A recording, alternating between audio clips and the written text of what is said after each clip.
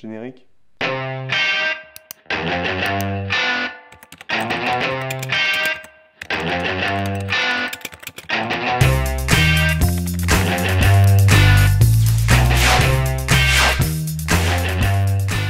Bonjour à tous et bienvenue dans l'épisode 8 de Burn After Watching. Vous êtes des watchos, on est des watchers, vous êtes des burnos.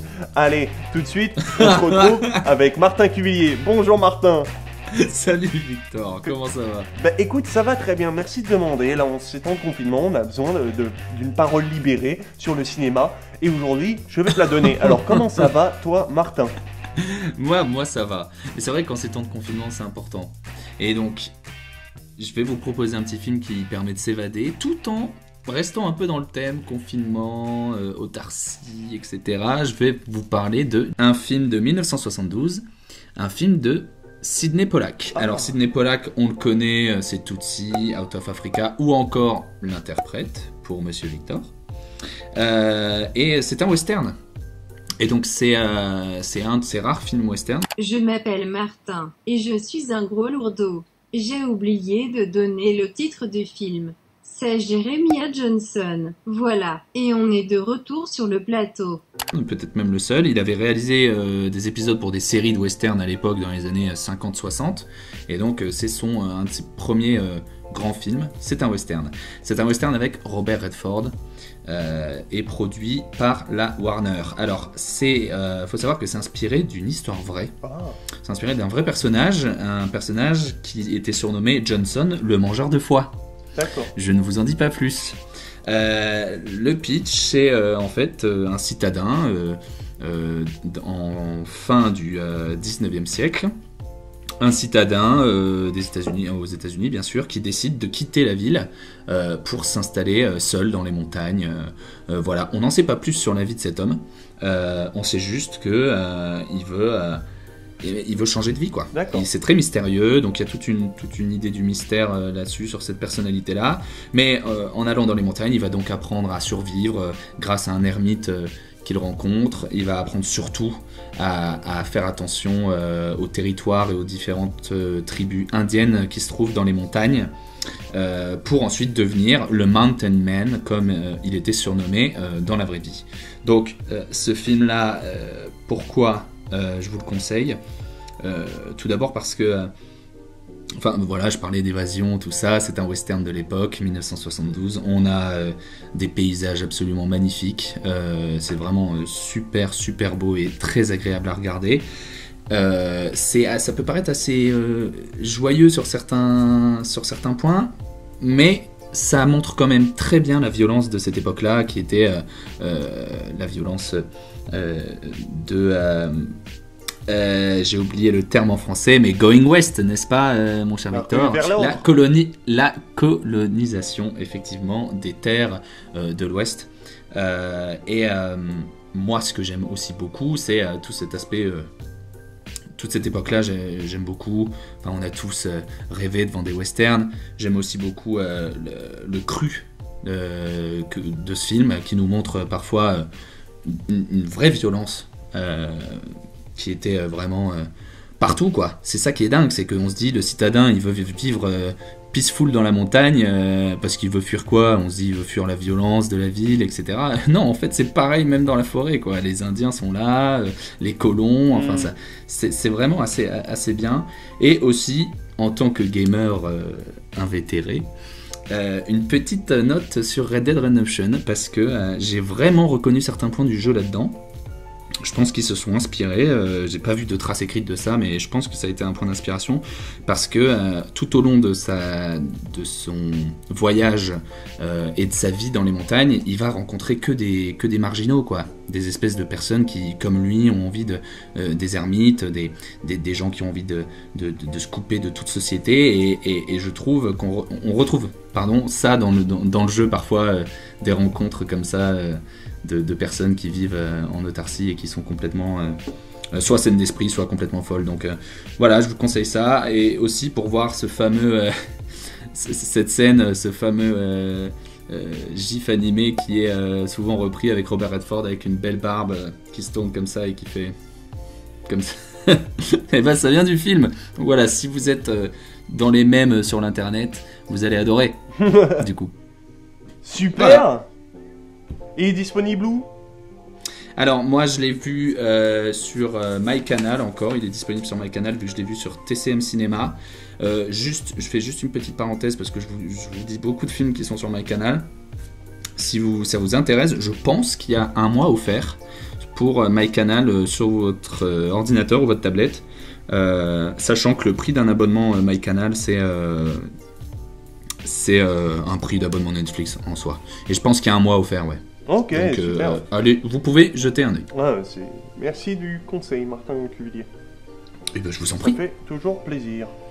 Et toi, mon cher Victor, de quoi vas-tu nous parler aujourd'hui? Eh bien, moi, aujourd'hui, je vais vous parler de road trip, d'émancipation, de désert sud-américain, sud-États-Unis, pour être plus précis. Je vais vous parler de Thelma et Louise, un film de 1991 disponible sur Amazon Prime Video, évidemment, pour tous les anglicistes qui nous suivent. Thelma et Louise, c'est quoi, ou plutôt, c'est qui? Alors tout d'abord, c'est un film de Ridley Scott que l'on connaît, évidemment, pour Gladiator, entre autres. C'est un film aussi avec Suzanne Sarandon, Gina Davis, Christopher McDonald, Harvey Keitel, et surtout, l'un de ses premiers rôles, Brad fucking Pitt. Oh. Alors, tout d'abord, juste comme ça, meilleur scénario original aux Oscars. Voilà, on passe à autre chose. De quoi ça parle? Thelma et Louise, deux amies, donc Thelma et Louise, qui sont frustrées par leur existence monotone, l'une avec son mari, un peu beauf sur les bords, macho surtout, et l'autre avec son petit ami qui n'est pas vraiment là. Elles décident de partir en week-end sur les routes de l'Arkansas. Premier arrêt, premier saloon, première danse, premier flirt, évidemment, première catastrophe, et là, leur destin va changer à tout jamais. Ce qui nous intéresse dans Thelma et Louise, qu'est-ce que c'est, Martin, tu me diras? Bah, je te dirais... Eh bien, ce qui nous intéresse, c'est avant tout l'image de la femme sous le joug du patriarcat, sous toutes ses formes. Reviens. Bon, ce qui m'intéresse surtout, c'est l'image de la femme sous le joug du patriarcat, la femme qui va être victime sous toutes ses formes, dans chacune des sociétés représentées, chacun des archétypes masculins qui va être présenté. Par exemple, au départ, Thelma est dépeinte comme une ménagère en mal d'émancipation, mais qui prendra par la suite son destin en main, refusant tout compromis. Louise aussi devient plus forte et plus déterminée. Par exemple, dans une scène significative, Louise enlève sa montre, ses bijoux, son collier et les échange contre le Stetson d'un vieillard. Elle délaisse donc tout artifice, collier, bracelet, et en fait des éléments de beauté créés dans l'inconscient collectif par une vision unique, masculine et hétéronormée, qui sont évidemment les colliers et les symboles féminins de beauté.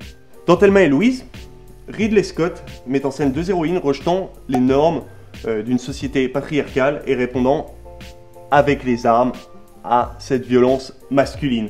Et donc aux États-Unis, le film il provoque la colère de nombreux mâles qui se sentent dévirilisés. Et voilà une transition toute faite pour dire ce que j'aime dans le film. Ce que j'aime dans ce film, c'est l'image des hommes.